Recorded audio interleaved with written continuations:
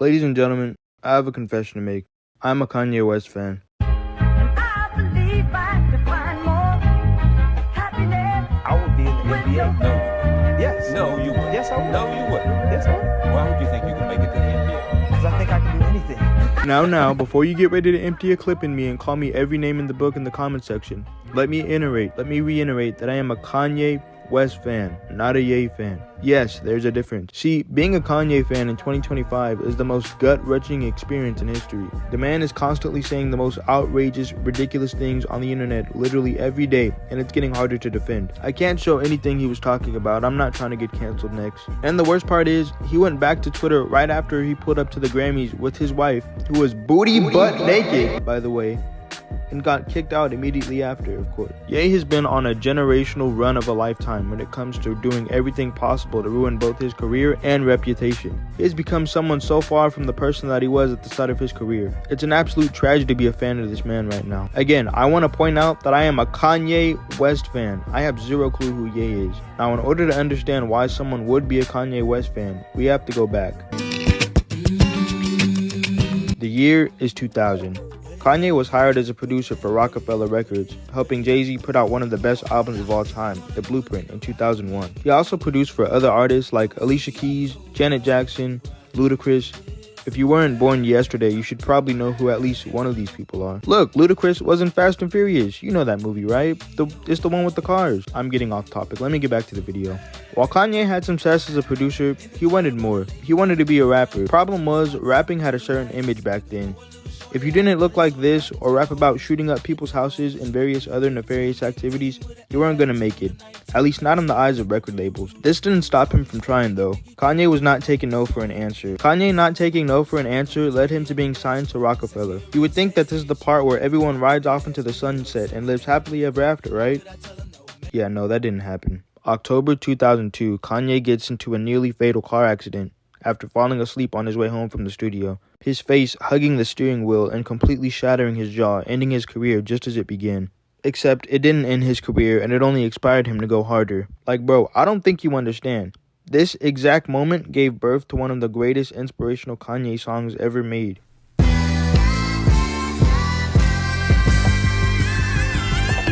2 weeks after the car accident, the song Through the Wire was recorded. And he did this with his jaw still wired shut. He did this with his mouth damn near closed 2 weeks out of an accident, bro.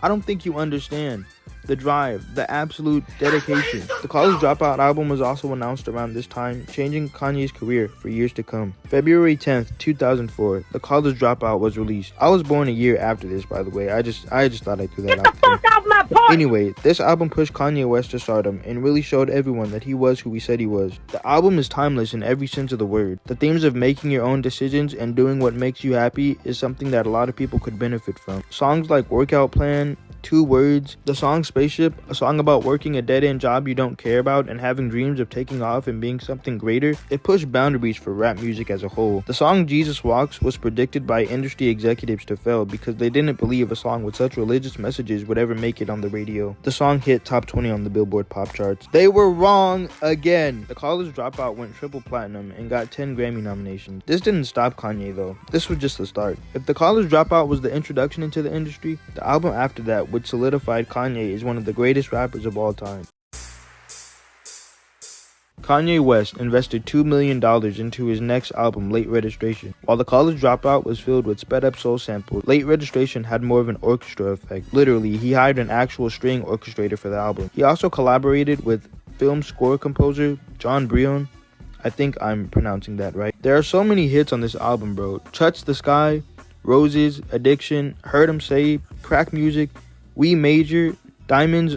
Oh my goodness, bro, oh my goodness. I would pay every dollar in the world to hear Diamonds again for the first time. It's hard to describe, but this album sounds like success. Like, songs like We Major sounds like winning. I don't know how to describe it. If they don't play We Major at my funeral, I'm not going. I don't know if I'm making sense, but go listen to it and see what I'm talking about. One of the key points to Kanye's mindset and drive was the support of his mom, Donda West.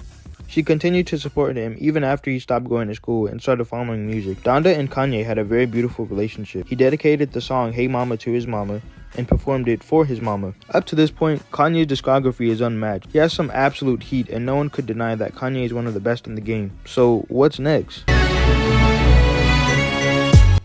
2007, Kanye releases the third album in the Dropout trilogy, Graduation. Kanye has spent years of his career trying to get to where he is now, and he'd finally done it. Graduation was Kanye's victory lap. Stronger, Can't Tell Me Nothing, Good Life, Flashing Lights, classics, every single one. And let's not forget, Graduation wasn't just another great Kanye album. It was a statement. This wasn't just a win for Kanye. It was a shift in hip-hop. It proved that you didn't have to be a street rapper to be successful. Kanye changed the game. And then, everything changed for him too. There are new developments in the plastic surgery death of hip-hop artist Kanye West's mother. The doctor who performed surgery had appeared on the Oprah Winfrey Show as an expert a few years ago. However, as Action News has confirmed, he has a questionable medical and legal record. That's the doctor. All this comes as the autopsy on West's mother is going on right now. November 10th, 2007. The day Kanye lost the most important person in his life, his mother, Donda West. Donda wasn't just his mom. She was his biggest supporter, his rock, his foundation. She passed away due to complications from the surgery, and it shattered Kanye. You could see it in his music, in his interviews. He wasn't the same. 2008 brought 808s and Heartbreaks, an album unlike anything anyone expected from Kanye. Instead of triumphant raps, it was full of sorrows, pain, and raw emotion. He wasn't rapping, he was singing through auto-tune, pouring his heart out. At first, people didn't get it, but looking back, 808s changed the entire landscape of music. Artists like Drake, Kid Cudi, and even modern-day artists like Juice WRLD and Lil Uzi Vert owe a lot to 808s and Heartbreaks. That came out when I was like 7 years old.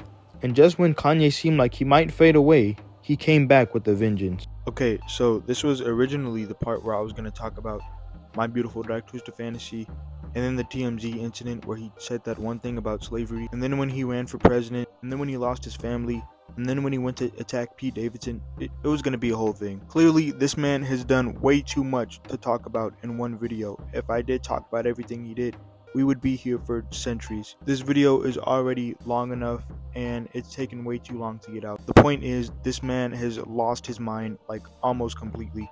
And it's gotten so much worse. Since I started recording and editing this video, there's been so much going on, bro. Like that one interview where he's wearing that one thing, I'm not gonna say it because again, I don't want to get canceled, but I'm pretty sure you know what I'm talking about. And then he made that one song, World War III. Again, I'm not gonna say it. If you know, you know. Point being, this man has lost his mind. I can't sit here and defend all of his actions because, like, again, they're all terrible. But I can't say that I understand them. I mean, he lost his mother. That has to do some irreversible damage to one's psyche. Still in yet, though, I think what he's doing is far beyond repair, and I don't know if he'll ever come back. I think we lost him forever. The Kanye West that we once knew is dead, and unfortunately, he might never come back. But as someone who is a fan of his older music and is a fan of, again, Kanye West and not Ye, one could only hope that he will see the light again. Until that day happens, we're just gonna have to keep listening to Graduation. Anyways, that's the end of the video. I hope you guys liked it. Shout out all of you, everyone who watched this. This took a really long time to make and edit. I told you guys I'm back for good now. I'm not going away anymore. Thank you guys for listening and watching. Okay, follow me on my Instagram and my TikTok. I be posting stuff. I be sad sometimes. You can see it here. Okay, bye. You might say you missed the old Kanye. Well, I first put the camera on him back in 1998 when he was just an up-and-coming producer.